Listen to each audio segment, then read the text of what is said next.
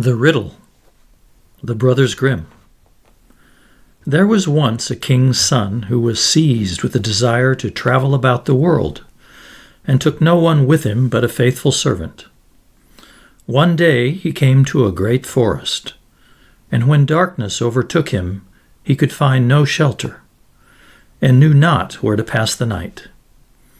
Then he saw a girl who was going towards a small house, and when he came nearer, he saw that the maiden was young and beautiful.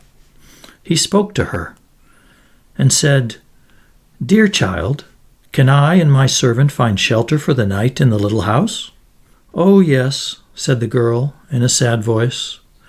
"That you certainly can, but I do not advise you to venture it. Do not go in." "Why not?" asked the king's son. The maiden sighed and said, "My stepmother practices wicked arts. She's ill-disposed toward strangers." Then he saw very well that he had come to the house of a witch, but it was dark, and he could not go farther, and also was not afraid. He entered.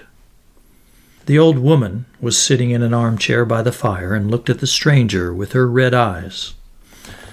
"Good evening," she growled, and pretended to be quite friendly. "Take a seat and rest yourselves." She blew up the fire on which she was cooking something in a small pot. The daughter warned the two to be prudent, to eat nothing and drink nothing, for the old woman brewed evil drinks. They slept quietly until early morning. When they were readying for their departure and the king's son was already seated on his horse, the old woman said, "Stop a moment. I will first hand you a parting draught." While she fetched it, the king's son rode away, and the servant, who had to buckle his saddle tight, was the only one present when the wicked witch came with the drink. "Take that to your master," she said. But at that instant the glass broke, and the poison spurted on the horse, and it was so strong that the animal immediately fell down dead. The servant ran after his master and told him what had happened, but would not leave his saddle behind, and ran back to fetch it. When, however, he came to the dead horse, a raven was already sitting on it, devouring it. "Who knows whether we shall find anything better today?" said the servant. So he killed the raven and took it with him.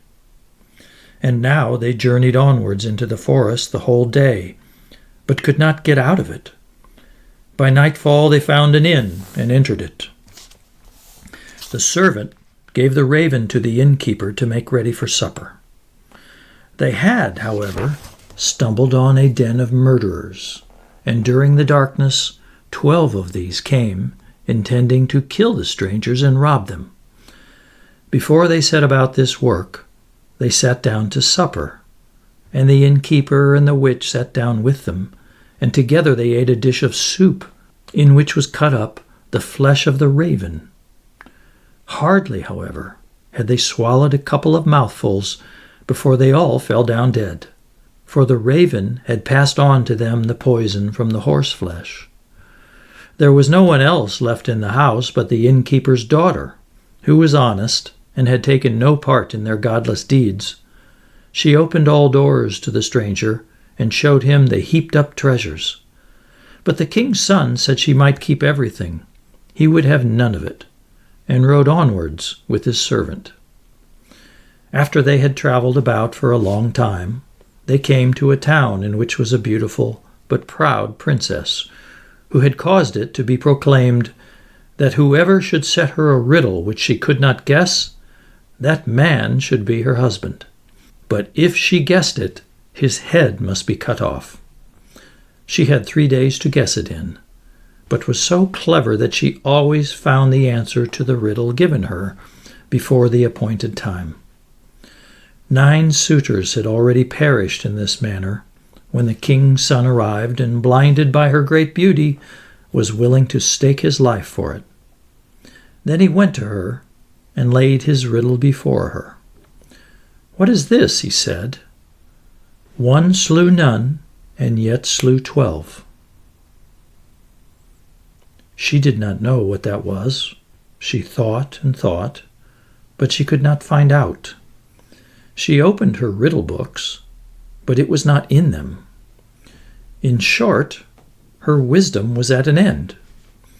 As she did not know how to help herself, she ordered her maid to creep into the Lord's sleeping chamber and listen to his dreams, and thought that he would perhaps speak in his sleep and discover the riddle.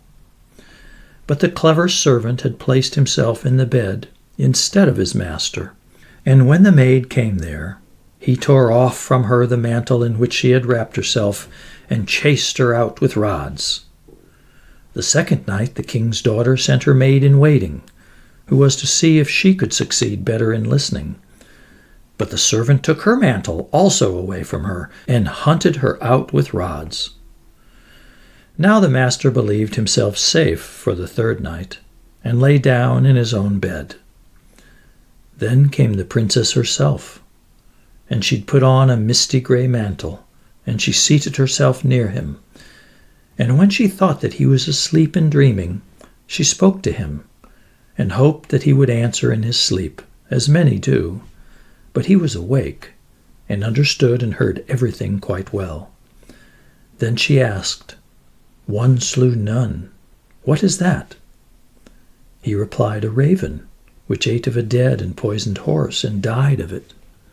She inquired further, "And yet slew 12. What is that?"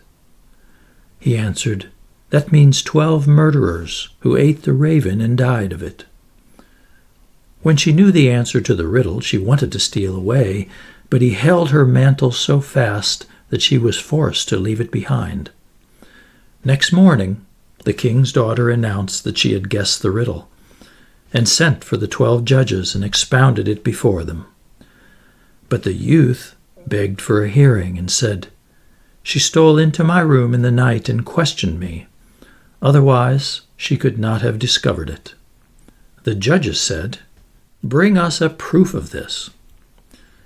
Then the 3 mantles were brought by the servant, and when the judges saw the misty gray one which the king's daughter usually wore, they said, "Let the mantle be embroidered with gold and silver, and then it will be your wedding mantle."